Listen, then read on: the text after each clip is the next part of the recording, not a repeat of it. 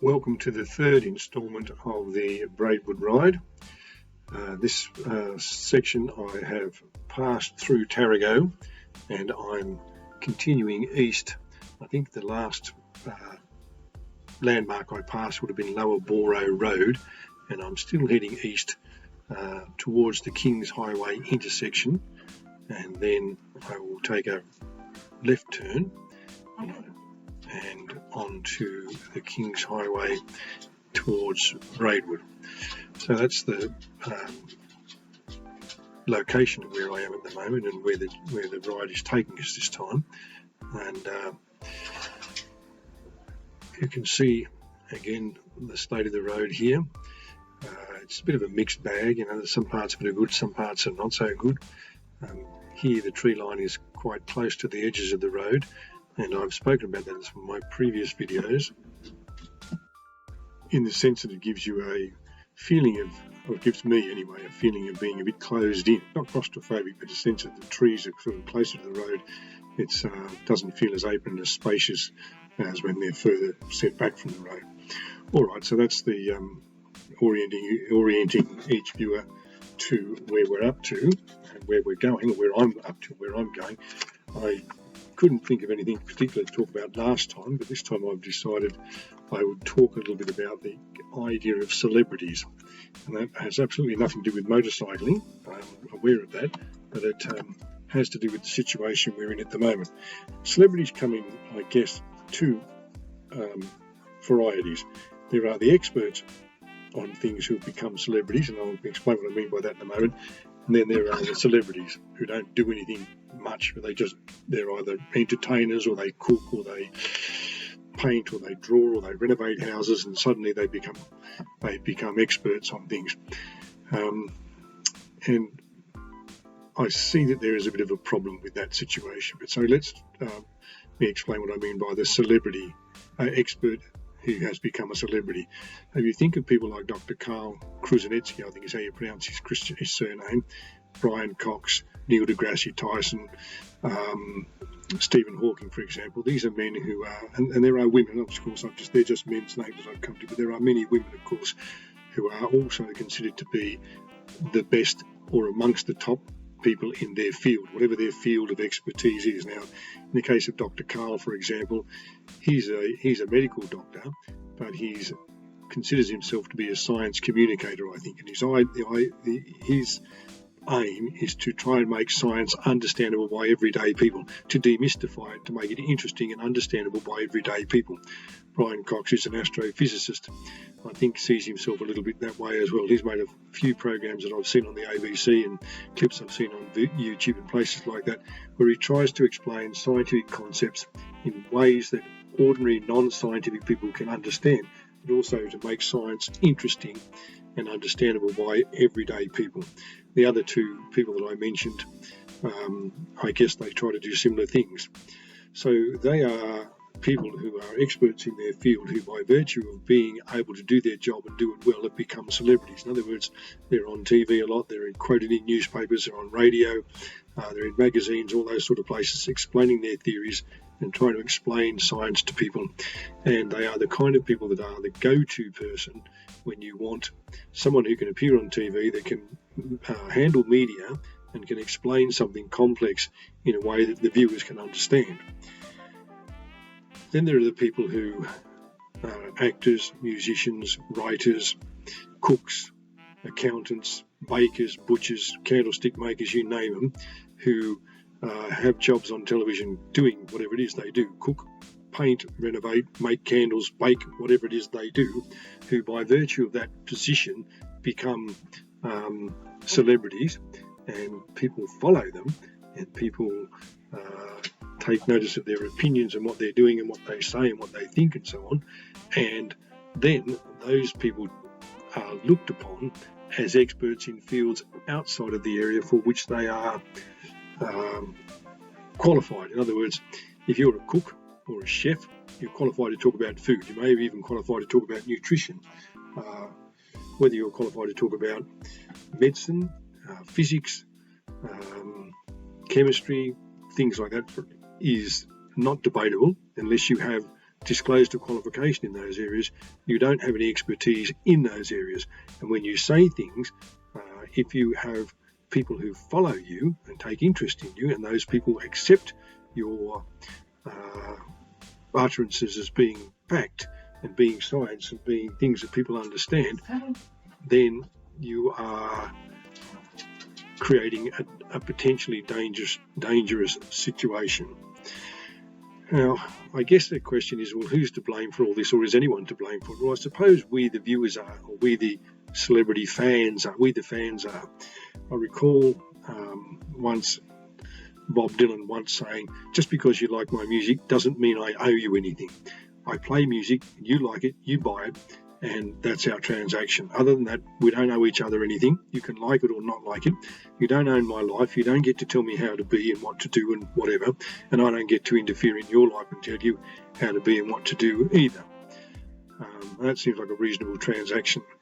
Now, just interrupting my talk for the moment, we're about to come to the intersection of the King's Highway and the Tarago Road. So if we were to turn right here, we could go back to Queanbeyan and the ACT, turning left and going further towards Braidwood. And you'll see as we get on this road, or as I get on this road, that because it is the main thoroughfare to the east coast for people from Queanbeyan and the ACT, it's in better condition. Still a B-grade road, but it's in better condition. Even here you can see there's a shoulder that's made properly, and there are lines on either side and lines down the middle and so on. So we're talking about the celebrity as expert problem, and maybe some people don't see that as a problem. At the moment we're in, as everyone would know, this COVID pandemic, and whether we like it or not, we seem to be in a situation where if someone gets a sniffle, we're in a lockdown. And at the moment, the state of New South Wales is in a lockdown which has been extended until September the 10th. And even in regional New South Wales, in places where there are no cases or very low infection rates, people are still locked down. Now, to be fair, where I live in Goulburn, I'm able to go out as often as I like during the day. The only restriction being if I'm out and I'm not exercising, I must wear a mask. If I go into businesses and shops and cafes and things like that, I think most cafes are only doing takeaway anyway, but if I go into any businesses that are open, I must sign in with the QR code and sign out with the QR code and so on. Whereas in parts of southwestern Sydney, suburbs of Sydney, people are under curfews where they may not be out after 9 o'clock at night and they may not be out before 5 o'clock in the morning. So the restrictions are pretty severe, and we're being told and that this is the way to stop the spread of this virus.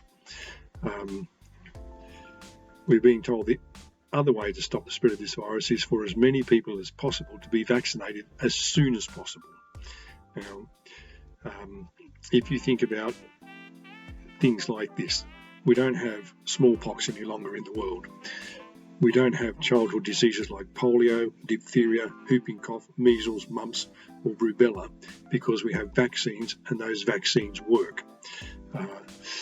So there are a number of vaccines that are available to be taken to prevent the spread or to immunise individuals against this COVID virus. And when sufficient people are immunised, and the New South Wales government is saying 70% or 80% of the population are immunised, then we'll all have freedom again. We'll all be able to do what we want. Now, individuals have the right to say, I'm not going to have that injection, I'm not going to be immunised. You have the right to do that. The state ought not to be able to compel you to take something you don't want to take. But you have to understand then that we're in a situation where people will be saying to you, well, there are places you can't go. I think I mentioned this in an earlier video where the NRL, it's the National Rugby League that runs the rugby league competition, are saying you'll have to provide proof of vaccination before you're allowed to attend their games next year.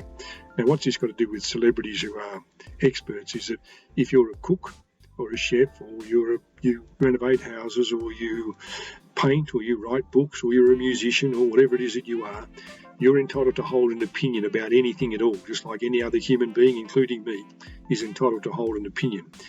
When your status becomes such that you're a celebrity and people follow you and hang off your every word, when you when a celebrity says, well, I'm not going to get vaccinated because I don't believe in them, or I don't need them, or I don't think people should take them, or they're harmful, or they're dangerous, or whatever, and people accept that, then there is a dangerous situation. There is a dangerous situation because the person who said this has no qualifications other than their own intuition to say, I don't want to do this. And if you follow it and say, if an individual follows it and says, well, I'm not going to do it either because so-and-so, the cook or the chef or the painter or the writer or whatever it is, says I shouldn't do it, they then are placing themselves in a position where they may contract this disease. They may be carrying the disease and have no symptoms. It's possible to be asymptomatic, as they say, and then they may infect other people, and people are dying. It's a simple fact. People are dying from this disease. And the other problem with the worship of celebrities is that we get behind these people and we follow them, and they make, they entertain us and make music, or they play sport, or whatever it is that they do, and they entertain us for a period of time, and we're happy to follow them and think that they are people who are role models to us because they're successful or whatever. And that's all well and good until they say something or do something that is contrary to our point of view. Let me give you some examples. We just talked about vaccines, for example. If a celebrity you follow says, I'm not going to take the vaccines are for stupid people, and you're a person who believes in taking vaccines, suddenly that person that you followed is worthless and people want to tear them down. That's supposing that you're a person who doesn't believe in gun controls, for example. You believe that a person should be able to own as many firearms as they want. The state should not regulate that part of your life. Celebrity Joe that you follow, or Celebrity Josephine that you follow, suddenly comes out one day and says, we must have gun control and guns should be taken away from dangerous people, or something like that. Suddenly this person is worthless and wants to be torn down. You've lost all faith in them because they've said something that you disagree with, or that is contrary to your value system, and therefore people feel as if, I shouldn't follow this person anymore. They're worthless. They're terrible. They let me down. They did this. They said this terrible thing, or they said this, whatever it was that they did. And this is where I think it comes back to the quote that I used from Bob Dylan earlier, saying, I don't owe you anything. What we should be able to do is look at a person and say, well, you do whatever it is you do. You make movies, or you write books, or you make music, or you cook, or you paint, or whatever it is, and I like that thing that you do. I don't need to know about your personal life. I'm not entitled to know about your personal life. I don't need to know about your beliefs outside of what it is that you do that I like. In other words, if I like your music, I don't need to know your views on health or medicine or science or any other issue. And you're entitled to have different views to me on those things, because the thing that I like about you, the thing I appreciate about you, is the thing that you do, which is the music or the movies or whatever it is. I accept that you're entitled to have different views to me and different opinions on other things, and I can separate that part of you from the part of you that I like. So it's a bit like being able to say I can separate the art from the person. I don't like the person, but I like their art. I don't like the things that this person does outside of making movies or act, whatever it is that they do. I think that's a very important thing for us to be able to do. If you look at some of the even the great people in the world that you want to think about, people like Martin Luther King, Mother Teresa, Mahatma Gandhi, you name those sort of people, all of them had their faults. And when those faults, because they're just human beings and they make mistakes and they do things that they might later regret, and they act sometimes in ways that we think, oh, gee, I wouldn't have done that myself, or I wouldn't have said that, or whatever. And also, we have to see them in the context of the time in which they lived and whatever it was that they did it. So the 60s were a different time from the 2020s that we're in now, and the 70s and 80s were a different time again. The time of the Cold War was a different time to the time that we're in post-Cold War, the collapse of the Soviet Union. And so there are things that we might look at now and say, oh, gee, that's not good, that's not acceptable. And what we have to be able to do all the time is be able to see the person as a person. Just interrupting again that talk for a moment. I'm about to cross the Shoalhaven River on the, I think it's called the Wari Reserve, which is just up here on the right. Just turning off, you'll see some turning arrows to turn into that area in a moment. There are some picnic tables. I think, but I'm not 100% certain, there may be a toilet block there. There may be some fireplaces to start a barbecue, but there are no gas barbecue or electric barbecues or anything like that. But there's certainly, and there's because you're going down the Shoalhaven River, there are places where you can, I wouldn't say swim, but there's places where it's safe to play in the water, where you can play in the water. Okay, so getting back to talking about the cult of celebrities, I just think we've got to be really careful and say about anybody, well, I like the thing you do, but everything else about your life isn't really my business. Who you're married to, how many times you've been married, or whatever, what your views are on anything outside of what it is that you do for a living that I like, acting, making music or whatever, isn't my business. I'm not entitled to tell you how to think. I'm not required to agree with you, and you're not required to agree with me about those things. And because you may have a difference of opinion on vaccinations or guns or whatever it is that the person may have a difference of opinion on, it's fine. It's okay to have that difference of opinion without necessarily thinking the person that you worshipped a few moments ago was a bad person. And there's the issue, I think, using the word worship. We ought not to worship these people. We ought to just look at them and say, well, they do a job. Some of them do a good job of it, entertaining us. Some of them do an average job. Some of them don't do a very good job at it at all.